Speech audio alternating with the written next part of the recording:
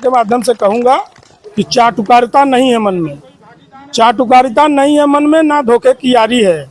और सत्य के पथ पे अगर मौत भी मिले तो वो हमको प्यारी है। कल की घटना का जिम्मेदार माननीय अखिलेश यादव है। अब बहुत बड़े एक नेता पर आप ब्लेम लगा रहे हैं। बिल्कुल लगा रहे हैं। जब वो नेता ट्वीट करके उनको खुद नहीं समझ में आ रहा है कि कौन असली पीडीए की लड़ाई लड़ रहा है, कौन जमीनी नेता है, ये चमचा चाटुकार और दलालों की लड़ाई लड़ रहा है, उसको आप बहा दिए।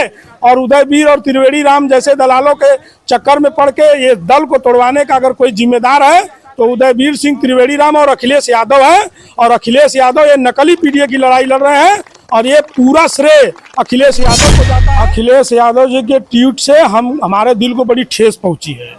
मैं भी, अगर वो पीडीए की लड़ाई लड़ रहे हैं तो इसका मतलब वो नकली पीडीए की लड़ाई लड़ रहे हैं। वो किसी जाति, किसी धर्म को न्याय। नमस्कार साथियों, मैं बंसराज और आप देख रहे हैं व्यक्ति भारत। मित्रों, मैं आज आ चुका हूं वहां जो आप देख रहे होंगे, एक वीडियो बहुत तेजी से वायरल हो रही है। वीडियो ऐसी है मित्रों को, उतना ही नहीं, उत्तर प्रदेश के पूर्व मुख्यमंत्री अखिलेश यादव जी के यहाँ वीडियो चली गई है और अखिलेश यादव जी उस वीडियो को ट्वीट भी कर दिए हैं। और आप जिनको देख रहे होंगे हमारे साथ, इनको शायद आप पहचान रहे होंगे। यही है सुहलदेव स्वाभिमान पार्टी का रचयिता। आप इस बात को जान करके कहिएगा कि आप कहां से बता रहे हैं कि यही है सुहलदेव स्वाभिमान पार्टी का रचयिता। नौजवान टोका टाकी करेगा। ब्रिजेश भैया ने बताया है कि हर नेताओं के साथ ऐसा कुछ होना चाहिए। अखिलेश यादव जी ट्वीट किए हैं कि जो अपराधी है, जो इतना बड़ा है कि उनको। अखिलेश यादव जी के ट्वीट से हमारे दिल को बड़ी ठेस पहुंची है। मैं भी, अगर वो पीडीए की लड़ाई लड़ रहे हैं तो इसका मतलब वो नकली पीडीए की लड़ाई लड़ रहे हैं।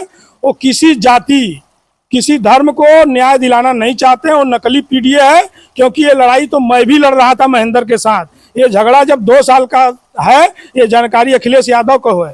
तो एक सड़क छाप दलाल को बैठा करके आप प्रेस कॉन्फ्रेंस कर रहे हो और इतना बड़ा झगड़ा हुआ। जो जमीनी नेता है, जो जमीन पे चलने वाला है, जो लड़ाई लड़ रहा है न्याय की, जो असली पीडीए की लड़ाई लड़ रहा है, उसको आप बहा दिए।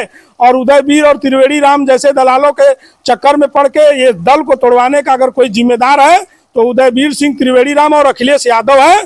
और अखिलेश यादव ये नकली पीडीए की लड़ाई लड़ रहे हैं और ये पूरा श्रेय अखिलेश यादव को जाता है।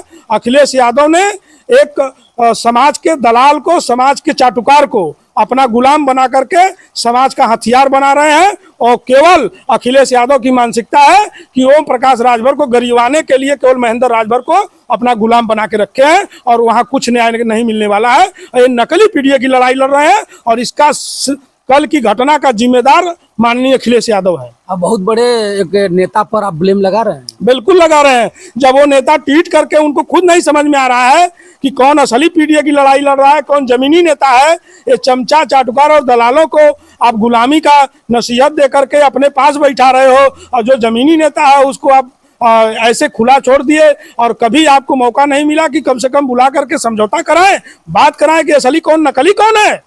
आपको इतनी समझदारी नहीं है। हम तो बड़ा सम्मान करते थे इनका। ये तो मुख्यमंत्री है, पूर्व मुख्यमंत्री, हम बहुत सम्मान आज भी करते थे, लेकिन कल के ट्वीट से हमको बहुत ठेस पहुंचा है। ब्रिजेश भाई, भगत सिंह बनने की जरूरत नहीं है और भगत सिंह बनने के बाद आज के राजनीति में नहीं चल पाएंगे आप। नहीं, भगत सिंह और चंद्रशेखर आजाद के ही पद चिन्हों पे अब चलना होगा और नहीं तो अब न्याय नहीं मिल पाएगा। मैं तो आपके चैनल के माध्यम से समाज के युवाओं को यही संदेश देना चाहता हूँ कि आप भगत सिंह, चंद्रशेखर आजाद, मंगल पांडे जैसे क्रांतिकारी और महाराजा सुहेलदेव जी के पद चिन्हों पे चलना होगा। तब जाके आपको न्याय मिलेगा, एसटी आरक्षण मिलेगा, अधिकार मिलेगा, हिस्सेदारी मिलेगी और न्याय मिलेगा। और नहीं तो यही नेता है अखिलेश यादव। जब यादव मारा जाता है तो उसके घर उनको दर्द होता है, वो जाते हैं उनके घर मिलने के लिए। और जब राजभर मारा जाता है तब उनको फुर्सत नहीं है। जब मुसलमान मारा जाता है तो फुर्सत नहीं है। जब पाल प्रजापति, कोहार लोहार मारा जाता है तो फुर्सत नहीं है। कौन सा पीडीए आपका है? तो जातियों में बांट करके एक जाति का रोना रो रहे हैं। अब इनकी पोल खुल गई है और मैं आपके चैनल के माध्यम से कहना चाहता हूं, ये नकली पीडीए की लड़ाई है। अब तो हम भी कह रहे हैं कि अब ये सरकार का बहुत दोष नहीं है, सारा दोष अखिलेश यादव का है। विधानसभा का चुनाव भी आप लड़ चुके हैं और फिर लड़ेंगे 27 में। इस दल से, किसी दल से स्वतंत्र लड़ेंगे। और अपनी आवाज को बुलंद करेंगे और समाज को संदेश देंगे। ओम प्रकाश जी के साथ हैं महेंद्र राजभर जी। ओम प्रकाश जी को बता रहे हैं कि ओम प्रकाश जी का ही देन है कि हमारे ऊपर ब्रिजेश राजभर ने मारा। ऐसी कोई बात नहीं है, उसका तो कोई ऐसा नहीं है कि कोई ओम प्रकाश राजभर से तो हमारा कोई लेना देना नहीं है। और रह गई बात, ये जाहिर हो गया क्योंकि हमारे इस मैसेज को ओम प्रकाश राजभर ने ट्वीट नहीं किया है, लेकिन अखिलेश यादव ने ट्वीट करके बता दिया कि ये महेंद्र राजभर मेरा गुलाम है और मेरा चमचा और चाटुकार है। और ये ओछी मानसिकता अखिलेश यादव की है, ये और कोई नेता की नहीं हो सकती। इस लड़ाई को लड़ने के लिए बीजेपी है ओम प्रकाश राजभर के साथ। हम स्वतंत्र हैं। अभी जब समय आएगा तो देखा जाएगा, लेकिन जो सहारा देगा, जो समाज कल्याण की बात करेगा और जो आरक्षण अधिकार की बात करेगा, ब्रिजेश राजभर ऑलरेडी उनके साथ रहेगा। अरे अब तो आपको जेल भी जाना है, जमानत भी कराना है। अगर किसी बड़े नेता का हाथ नहीं रहेगा तो घसीट देंगे सर। अरे घसीट क्या देंगे? मैं कोई हत्या पाप किया हूँ या किसी की लड़की लेके थोड़ी भागा हूँ। मैं समाज के अधिकार, आरक्षण, हिस्सेदारी और अपने मान सम्मान, स्वाभिमान और महाराजा सुहेलदेव जी की सम्मान बचाने के लिए ये काम किया हूँ। हमको गर्व होगा। अगर हमको जेल भेजेंगे तो हम खुशी खुशी जाने के लिए तैयार हैं। मित्रों देखिए, ब्रिजेश राजभर जी इतने हौसला बुलंद करके बता रहे हैं कि अगर समाज के सम्मान के लिए मुझे जेल नहीं, काला पानी भी जाना होगा तो आप तैयार है। मुझ पताव दे करके कुछ भी हो सकता है। बिल्कुल हो सकता है। बाबा की सरकार है, गुंडा या तो ऊपर जाएंगे या नीचे। बाबा की सरकार है तो बाबा की सरकार में न्याय भी तो होता है। कौन असली है कौन नकली, वो पता चल जाएगा। चले न्यायालय में। आप डर नहीं रहे हैं? अरे क्या बात है डरने की? अगर भगत सिंह और चंद्रशेखर आजाद डरे होते तो आज आजादी नहीं मिली होती। डरने की कोई बात नहीं। कितने समय कब आए थे आपके पास जब पार्टी का गठन हुआ? तो ये 2 साल पहले 2000 लगभग 23 में सितंबर महीने में 27 सितंबर को हम लोगों ने दल बनाया, मऊ में जाके घोषणा किया। लेकिन ये आए, सारी कहानी हमको यहाँ बताए और हर मुद्दे पर इन्होंने हामी भरा, क्योंकि इनको ठगना था। हम तो ऑलरेडी माननीय बाबू सिंह कुशवाहा जी के साथ थे, लेकिन ये ठगने और लूटने के मकसद से हमारे पास आए। अगर इनके अंदर इतनी कुवत थी तो आप पूछिएगा चैनल पे कि बनारस क्यों गए थे, ब्रिजेश राजभर को क्यों शामिल किए थे।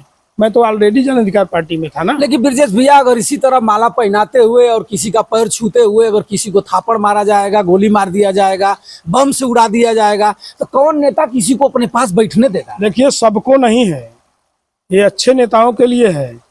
ये जो नकली फर्जी घूम रहे हैं ना, उनके लिए, उनको तो डर होना चाहिए कि ये समाज कभी भी हिसाब लेगा। ये समाज, ये दिन बदलता है।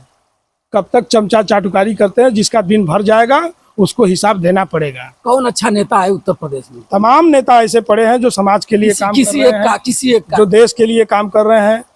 तमाम बड़े बड़े नेता हैं। किसी एक का हम क्यों देंगे? हम किसी दल में तो है नहीं, तो लोगों को लगेगा कि नहीं, हाँ उसी के, आप खुद समझदार हैं, आप समझिए उस बात। लेकिन आपके गाड़ी पर लिखा हुआ है और चारों तरफ होर्डिंग बैनर देख रहे हैं स्वाभिमान पार्टी का। बताइए, अभी भी स्वाभिमान पार्टी का बैनर लगा है गाड़ी पे ना, और आप लोग कह रहे हैं कि नहीं ओम प्रकाश राजभर, ये महेंद्र राजभर की ओछी मानसिकता है, ये अखिलेश यादव की ओछी मानसिकता है, ये उनके चमचा चाटुकारों की ओछी मानसिकता है। अगर किसी को देखना है तो आओ घर पे देखो, गाड़ी पे आज भी वही स्टिकर लगा है। और आज भी मैं इंतजार कर रहा था कि महेंद्र राजभर आए, हिसाब किताब हो, समझौता हो और फिर से इस कारवां को आगे बढ़ाया जाए। लेकिन वो माँ बहन की बद्दी बद्दी गालियाँ और निराधार आरोप हमारे ऊपर लगा रहे थे, इसलिए उनसे हिसाब किताब लिया गया। तो आपस में अपने लड़ाई लड़ रहे हैं, इसके बाद भी बैठना मुश्किल हो रहा है। वजह क्या हो सकता है? या कि ज्यादा आप घोटाला किए हैं कि महेंद्र राजभर जी घोटाला किए? भाई, महेंद्र का सारी कहानी आपको बता ही दिए कि जो 18 सालों में एक मोटरसाइकिल नहीं खरीद सकता था, ब्रिजेश राजभर के साथ आया। आज स्कॉर्पियो यन जैसे दर्जन गाड़ियों से चल रहा है। घर 2 मंजिला मकान बनवा लिया, जमीन लिखवा लिया, आइसक्रीम की फैक्ट्री खोल लिया। यहाँ तो ब्रिजेश राजभर की गाड़ियाँ बिक गई। अभी किसी बड़ा नेता का आपके विपक्ष में या पक्ष में किसी का फोन आया कि नहीं? अभी तक किसी का फोन नहीं जैसे आया। कोई घटना घटती है तो अच्छा काम कर देंगे तो वाहवाही के लिए आता है, बुरा काम कर देंगे तो कुछ लोग वाहवाही देते हैं। तो कैसा? फोन तमाम आ रहे हैं महेंद्र राजभर की तरफ से। इतना फोन आ रहा है कि धमकी दे रहे हैं कि आ जाओ, बनारस छोड़ के मार देंगे, काट देंगे। हम पे जो होगा देखा जाएगा। और कोई धमकी दे रहा है पुलिस प्रशासन में, ये है वो है। और बहुत संपैथियाँ भी मिल रही हैं। 99% लोग हमारे सपोर्ट में भी हैं कि वो कह रहे हैं कि आपने अच्छा काम किया। एक समाज के सौदागर, लुटेरे, अताताई को आपने सबक सिखाने का काम किया। तो 99% लोग हमारा सपोर्ट भी कर रहे हैं, 1% विरोध कर रहे हैं, तो उससे कोई फर्क नहीं पड़ता। ब्रजेश भैया क्या कहेंगे जो नौजवान बेरोजगार घूम रहे हैं और इस नेता उस नेता के चक्कर में सफेद कुर्ता और दाढ़ी बाल बना करके और घूम रहे हैं कि नेताजी कल नौकरी दे देंगे, नेताजी हमके ठिका दे देंगे, और उसी में अपना 5 वर्ष गवा दे रहे हैं, उसके बाद नेताजी हार भी जा रहे हैं। उन नौजवानों को क्या कहिएगा जो जिस नौजवान का भविष्य अधर में पड़ा हुआ है? देखिए, ऐसे नौजवानों से मैं आपके चैनल के माध्यम से कहना चाहूँगा कि आप ऐसे नेता का कतई साथ न दें। वो नेता जो है कि एक ठेकेदार बन करके समाज का बैठे हुए हैं, उनके बहकावे में न आवे। वो फैसला बड़े सूझबूझ के साथ लें और समाज के कल्याण, हिस्सेदारी, आरक्षण, अधिकार अगर आप वास्तव में चाहते हो, आप न्याय चाहते हो, तो उसको परख करके ही कदम बढ़ाएं। अगर किसी के साथ ऐसी साजिश हो तो सामने आके बोलें, अपने भविष्य को बर्बाद न करें, अपनी बात को कहें और ये समाज में उनको सबक सिखाने का काम करें। और नहीं तो आने वाली पीढ़ियां कोसेंगी और आने वाला समय और बद से बदतर हो जाएगा। हमारे बेटा, हमारे आने वाले पीढ़ियां हमसे सवाल करेंगे, एकदम सवाल कि क्या कर रहे थे उस समय जब हमारा देश गुलाम हो रहा था, ये भ्रष्ट नेता दफन कर रहे थे देश को, तो आपने क्या कर रहे थे? उसका शायद आप एक जीता जागा संदेश दे रहे हैं कि आइए और टोका टाकी करिए, सीना टाइट करके इनके सामने जवाब सवाल करिए। आप इस संदेश को आप थोड़ा सा बुरा सबको लगेगा कि माला पहनाते समय आपने झापड़ चलाया है, यही होना चाहिए, यही होना चाहिए। लास्ट में मैं एक शेर के माध्यम से कहूंगा कि चाटुकारिता नहीं है मन में, चाटुकारिता नहीं है मन में, ना धोखे की यारी है, और सत्य के पथ पे अगर मौत भी मिले तो वो हमको प्यारी है, वो हमको प्यारी है।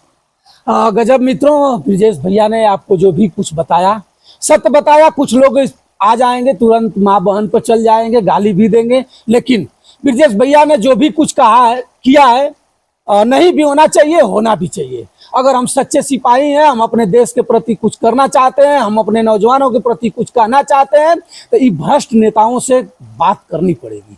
भ्रष्ट नेताओं से आंख मिला करके उनका जवाब देना पड़ेगा। शायद ब्रजेश भैया का तरीका यही था, थोड़ा रोड अलग था। तो मित्रों, मैं फिर कभी इनसे मिल करके, बहुत दूर से, हमारे घर से दूर हैं, लेकिन हमेशा हम लोगों से दूर संचार व्यवस्था से बात होती रहेगी। मैं फिर इनके ऊपर FIR होगा, उससे भी नहीं डरते हैं, जेल जाना पड़ेगा उससे भी नहीं डरते हैं। अब भगत सिंह बनना है, कब तक चलेगी चमचागिरी? ये नेता कहेंगे कि ये हाथी है तो आप कहेंगे कि जी, ये पीपल नहीं बर है तो कहेंगे कि जी। शायद ब्रजेश भैया ने इसी को संदेश दिया है कि कहने की जरूरत नहीं है और शुद्ध रूप से जो सही है उसको सही कहने की आवश्यकता है। मित्रों, इस चैनल को देखिएगा और वीडियो को शेयर करिएगा और ब्रजेश भैया को बताइएगा कि कितना सत्य और कितना गलत है। तब तक बंसराज जी का आप नमस्कार स्वीकार करें। जय हिंद।